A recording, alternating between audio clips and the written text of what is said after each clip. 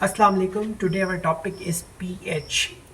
इसको power of hydrogen भी कहते हैं, पोटेंशियल ऑफ हाइड्रोजन भी कहते हैं, और ये केमिस्ट्री का एक बहुत ही इम्पॉर्टेंट टॉपिक है जिसको हम पीएच कहते हैं। पीएच बेसिकली किसी भी सॉल्यूशंस की हम एसिडिटी या फिर बेसिसिटी को मालूम करने के लिए जो है हम इस्तेमाल करते हैं कि पावर ऑफ हाइड्रोजन या पीएच क्या होता है।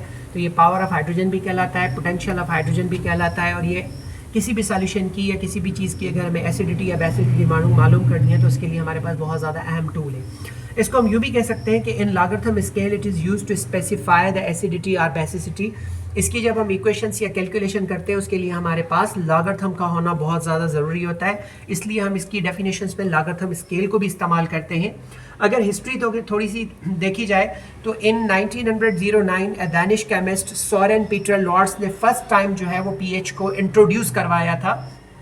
अच्छा, बहुत सारी बुक्स के अंदर लिखा हुआ है कि he did not specify the letter P, लेकिन फिर बहुत सारी जो है ना किताबों ने ये भी लिखा है कि 3 वर्ड्स जो है जो जैसे कि पोटेंस है, पोटैन है या पेशेंस है, ये जर्मन, फ्रेंच और डैनिश लैंग्वेज के, और इन तीनों का लेटर पी से स्टार्ट होता है जिसका मतलब होता है पावर और पोटेंशियल।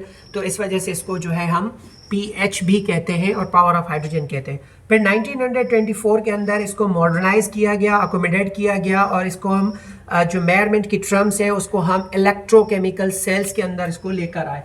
अब पीएच का हमें पता चल गया, इसकी 2-3 डेफिनेशन हमने जो है ना वो आपको बता दी हैं, लेकिन बहुत जो इम्पोर्टेंट या बहुत सीधी या सिंपल जो है वो कहे किसी भी सॉल्यूशन की एसिडिटी या बेसिडिटी को मालूम करें तो वो हमारे पास पीएच कहलाती है। और पीएच की हमने हिस्ट्री भी देख ली कि इसको जो है ना वो सोरेन पीटर लॉर्ड्स ने जो इंट्रोड्यूस करवाया था 1909 के अंदर, फिर 1924 के अंदर इसको रिवाइज किया गया, और ये 3 जो है ना जर्मन, फ्रेंच और डैनिश लैंग्वेज है, पोटेंस, पोटैन या पेशेंस, इससे जो है लेटर पी स्टार्ट होता है।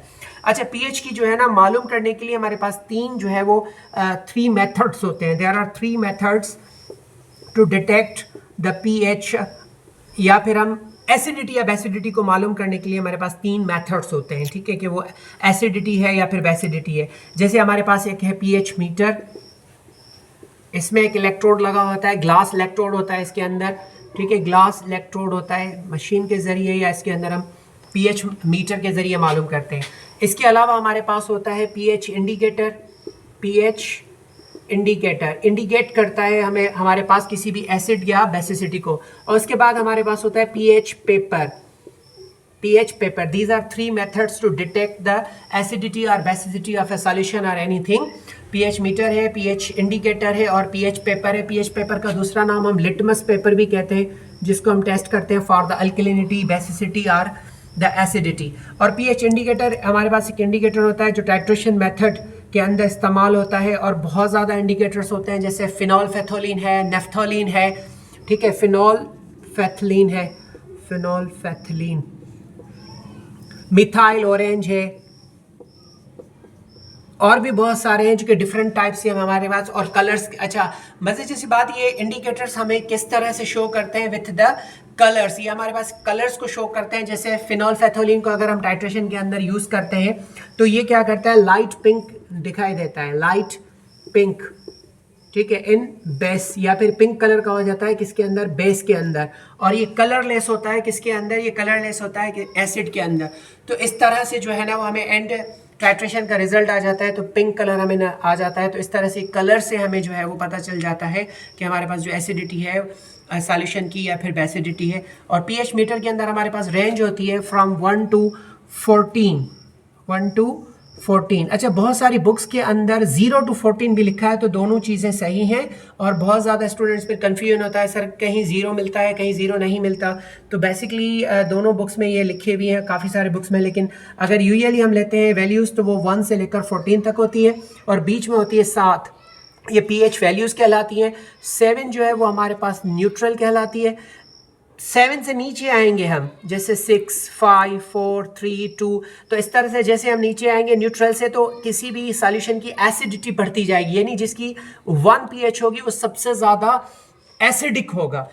ठीक है। और इसी तरह से जब हम 7 के ऊपर जाएंगे 8 9 10 तो ये बेसिसिटी बढ़ेगी। 14 जो है वो बहुत ज़्यादा हाईएस्ट या फिर स्ट्रॉन्ग जो है वो हमारे पास बेस होगा, लेकिन 1 जो है हमारे पास वो स्ट्रॉन्ग हमारे पास एसिड होगा, जैसे HCl है। अच्छा, इसके अलावा कुछ और टर्म्स भी इसमें इस्तेमाल होती है, वो सॉल्यूशन में भी होती हैं और ये pH से भी रिलेटेड होती हैं, जिसमें मोलरिटी है, मोलेलिटी है, ठीक है, मोलरिटी है, परसेंटेज है, परसेंटेज इसको छोटी एम से जाहिर करते हैं, इसको बड़ी एम से, यानी नंबर ऑफ मोल्स कितने डिजोल्व हैं पर लीटर, ठीक है। नंबर ऑफ मोल्स को जो हम एन से जाहिर करते हैं पर लीटर, ये हमारे पास मोलरिटी होती है।